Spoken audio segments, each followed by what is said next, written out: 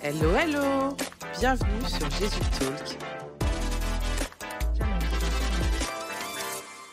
Tu as prié, tu as espéré, tu as attendu longtemps. Et puis, un jour, c'est arrivé. La porte s'est ouverte, le rêve s'est concrétisé, la promesse s'est accomplie. Dieu a été fidèle. Tu le savais, tu le croyais, mais maintenant, tu le vois. Alors tu souris, tu loues, tu remercies, mais quelque part, une question se pose, plus discrète, plus profonde. Et maintenant, que vais-je faire de cette promesse ? Car ce que Dieu te donne, il ne te le donne pas comme un propriétaire, il te le confie. Et c'est pas pareil. Car ce qu'on nous confie, on en rend compte. Bienvenue dans ce 5e et dernier épisode de notre série Les promesses de Dieu. Aujourd'hui, je ne viens pas te parler d'attente, je viens te parler d'accomplissement. Parce que oui, la promesse est enfin accomplie, mais ce n'est pas forcément le moment où tu peux souffler. C'est peut-être le moment où ton cœur est le plus en danger. Dans cet épisode, tu vas comprendre pourquoi ce que Dieu t'a donné, il te l'a confié, pas offert comme un bien personnel. Comment rester centré sur lui quand tout autour de toi commence à fleurir. Pourquoi la prière, l'humilité et le Saint-Esprit ne sont pas des options, mais des nécessités. Et comment ne pas idolâtrer la promesse, même quand elle est là, sous tes yeux. Car Dieu veut te bénir, oui, mais il veut surtout que ton cœur lui reste fidèle. Un don, tu peux t'en emparer. Une chose confiée, tu dois en rendre compte. Ce que Dieu t'a remis, ce n'est pas juste une récompense, c'est une responsabilité. Ce que Dieu t'a confié, il l'a placé entre tes mains, mais il en reste le propriétaire. Et maintenant tu comprends, ce n'est pas la fin de l'histoire, c'est le début d'une nouvelle forme de fidélité.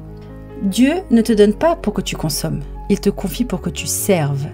La promesse que tu as reçue n'est pas un trophée à exposer. Ce n'est pas une récompense destinée à flatter ton ego ou remplir ton confort. Non, elle est bien plus que ça. Elle est une mission. Regarde Adam. Dans le jardin d'Éden, Dieu ne lui donne pas l'Éden comme un bien à posséder. Il le place dans le jardin pour le cultiver et le garder. Genèse 2, verset 15 nous dit « L'Éternel Dieu prit l'homme et le plaça dans le jardin d'Éden pour le cultiver et le garder. » C'est assez clair. Ce que Dieu fait là, c'est un modèle. Il donne un lieu à gérer, une promesse à entretenir. Et ce principe ne s'arrête pas à Adam, il concerne chaque domaine de ta vie. Dieu ne t'a pas donné un époux ou une épouse comme un simple cadeau romantique, il t'a confié une alliance à chérir, à protéger et à faire grandir. Il ne t'a pas donné des enfants comme des décorations familiales, il t'a placé comme gardien de leur âme pour les former selon ses voies. Il ne t'a pas donné un travail, une maison, une voiture, des biens matériels, il t'a confié des ressources à gérer pour sa gloire.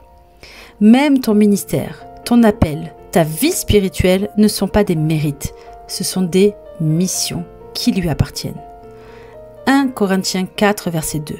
Du reste, ce qu'on demande des dispensateurs, c'est qu'ils soient trouvés fidèles.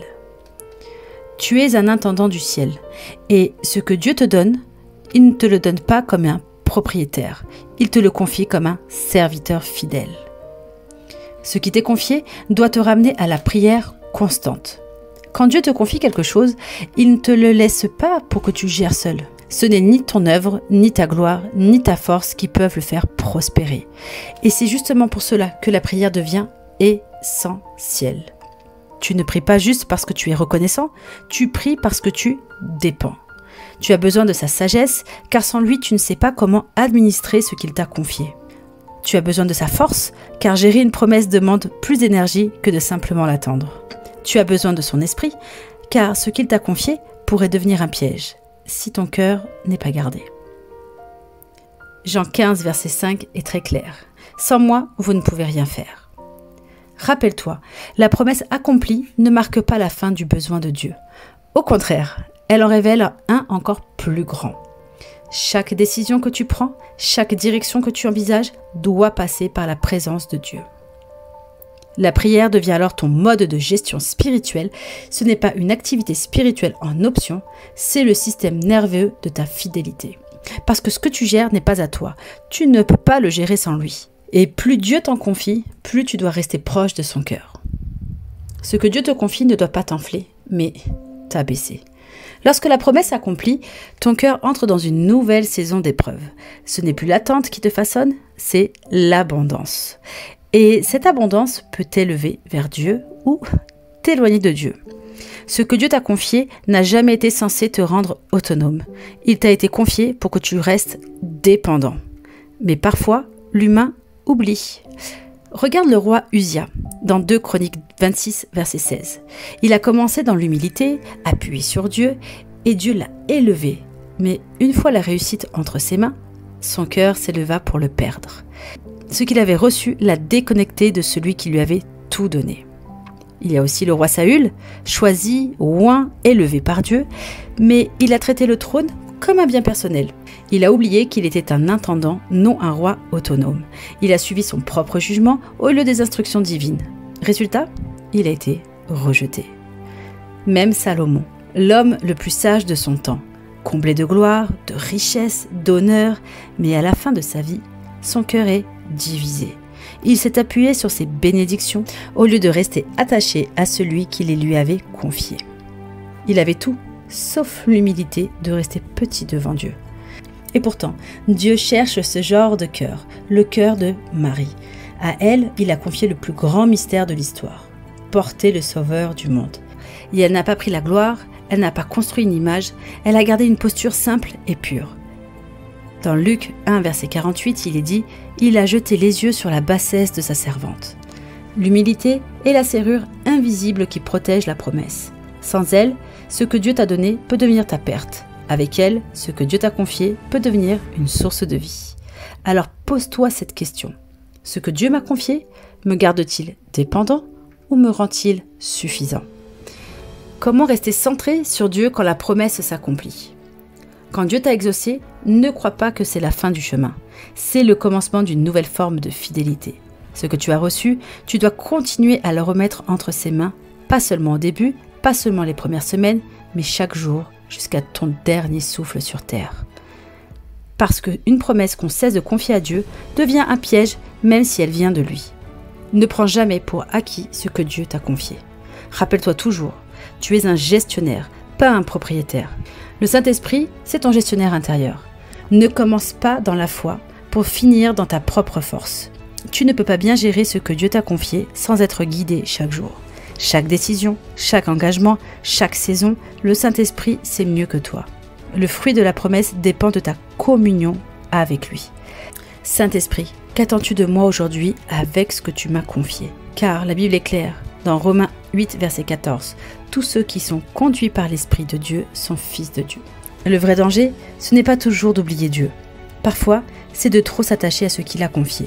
Tu ne renies pas Dieu, tu le confesses même, mais tu finis par aimer le don plus que le donateur. Par confondre la source et la bénédiction. Alors prie pour un cœur libre, qui ne fait pas de la promesse une idole. Car garde ton cœur plus que toute autre chose, nous dit Proverbe 4, verset 23. Et fais de la reconnaissance ton garde-fou spirituel. Quand ton cœur est reconnaissant, il reste humble. La gratitude te rappelle que tout vient de lui, que sans lui, rien n'a de sens, et que toute la gloire revient à Dieu seul. Tu as attendu, tu as cru, et Dieu a accompli ce qu'il t'avait promis. Mais aujourd'hui, une autre forme de fidélité commence. Il ne t'a pas confié une promesse pour que tu en fasses un trophée. Il te l'a confié comme une mission, un territoire à cultiver, un dépôt sacré à gérer, une grâce qui exige la dépendance. Tu n'es pas propriétaire de ce que Dieu t'a donné, tu es intendant. Et un jour, tu rendras compte. Ne laisse pas l'accomplissement te détourner du donateur. Reste humble, reste centré, reste conduit. Et cette semaine, pose-toi cette question. Est-ce que je gère ce que Dieu m'a confié comme un trésor sacré ou comme un bien personnel? Dieu t'a confié quelque chose pour sa gloire, pas pour ta vitrine. Sois un bon intendant, reste dépendant et que tout en toi crie à toi seul la gloire, Seigneur. C'était le dernier épisode de la série Les promesses de Dieu. Merci d'avoir marché avec nous dans l'attente, dans les pièges et les autres épisodes, et puis maintenant dans l'accomplissement. Si cette série t'a édifié, partage-la et surtout vis-la et médite-la. Parce que les promesses de Dieu sont vivantes et elles transforment des vies. Et si cet épisode t'a parlé, n'oublie pas de liker pour nous soutenir. Et c'est aussi une belle manière de dire Amen à ce message.